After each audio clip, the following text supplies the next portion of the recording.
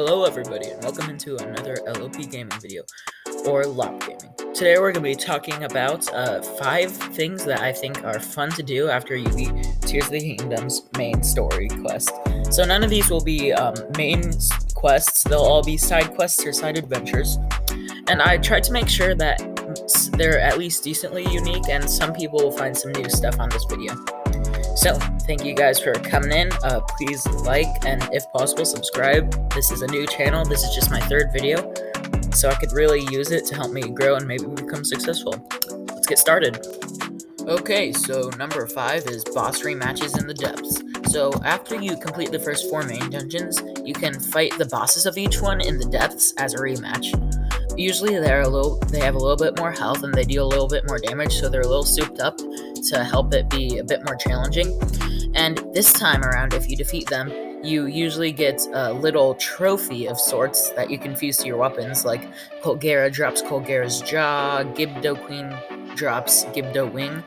So pretty nice rewards, and also you get a chest with 100 crystallized zonite charges, which is enough to make 1 energy well for your battery at a forge construct, I think they're called. But overall, pretty fun thing to do after you're done. Just, it's not going to take a whole ton of time to take them all down.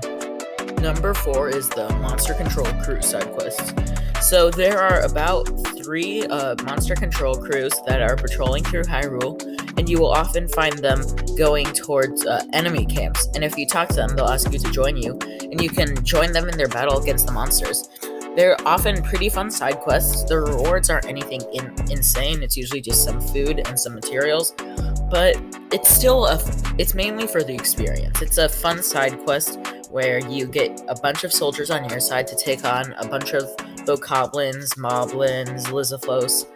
So just overall a pretty fun side quest, but not huge rewards. It's just for the experience. Okay, so number 3 is Lurien Village. So this one is a really fun one. It has multiple parts, and the first part is just, once you find it, it's completely destroyed. The houses are burning. There's this big pirate ship in the middle.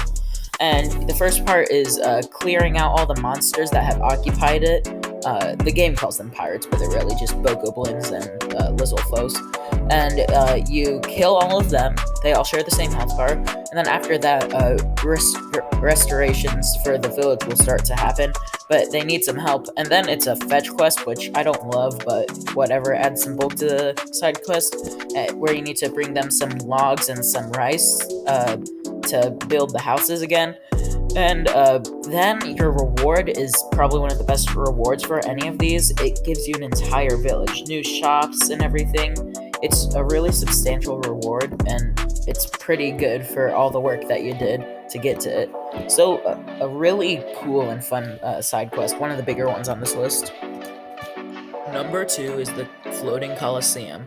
So in the depths, you'll come across multiple coliseums, which have you fighting waves of enemies, and I think that the floating one's the best one.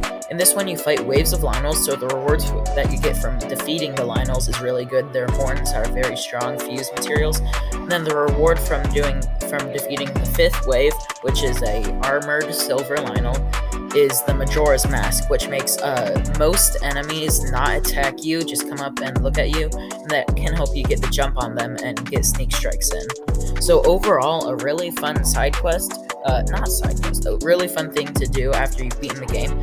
Though not super substantial, you'll probably defeat all the Lynels in 20 minutes, but the reward is pretty good.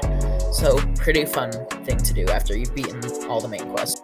Okay, so number 1, what I think is the most fun thing to do and most substantial thing to do after you've beaten all the main quests in Tears of the Kingdom is the 3 Lome Labyrinths. So each of these has the same sequence, but they're all still pretty fun.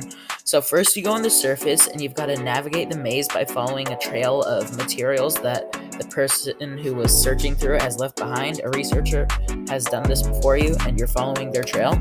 And then once you reach the center of the maze, you will be rewarded with a Raru's Blessing Shrine, and then you will be going up into the sky, where there is a second maze floating directly above it, which fight, which acts like it's like a mini dungeon essentially, where you have to find these 4 terminals and activate them to open up a gate that leads down to a third and final labyrinth in the basement or the depths, where you fight a flux construct level 3 as like a little boss fight to end the mini dungeon.